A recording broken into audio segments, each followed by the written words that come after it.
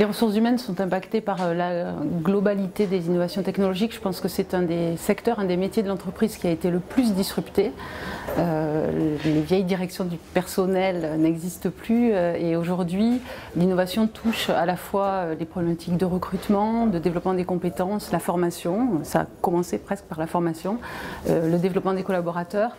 J'ai honnêtement aucune, je ne vous citerai pas une technologie en particulier. Ce qui est sûr, c'est que le digital irrigue à la fois l'évolution des attentes de nos clients et donc, par symétrie des attentions, l'évolution des compétences de nos collaborateurs, de leurs attentes comme collaborateurs de l'entreprise, et donc vient irriguer la globalité de l'entreprise. J'ai envie de vous dire qu'on ne se prépare pas, elle nous irrigue au quotidien, cette transformation technologique. On a pris assez tôt le virage du digital, hein, dès 1999 pour la Fnac. Et donc on a été emporté par ce phénomène du digital parce qu'un de nos principaux concurrents aujourd'hui est Amazon et c'est un pure player du digital.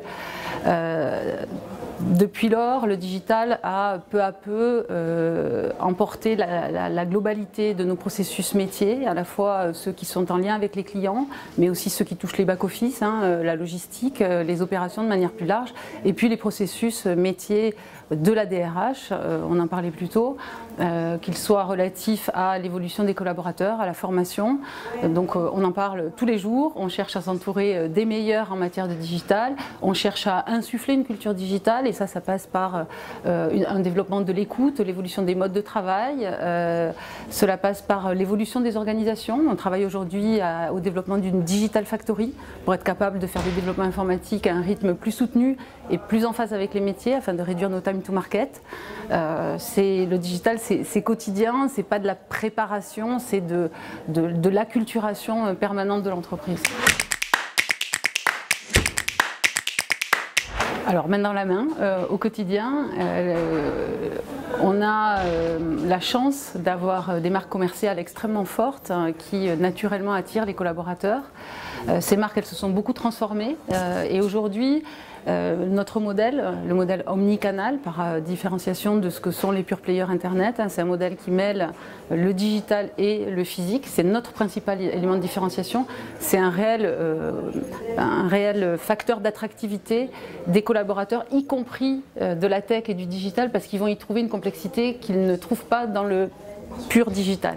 Donc on a de nombreux atouts à faire valoir et évidemment la partie évaluation des compétences, identification des potentiels, identification des besoins est majeure et on développe sans arrêt de nouveaux outils de recrutement en utilisant des plateformes, en favorisant la cooptation, la recommandation par les collaborateurs. On a mis en place un outil de mesure de l'engagement des salariés qui tous les mois leur demande est-ce que vous recommanderiez l'entreprise à l'extérieur, et évidemment des collaborateurs engagés, c'est des collaborateurs qui vont parler de l'entreprise auprès de leurs proches et ça a énormément de valeur pour nous.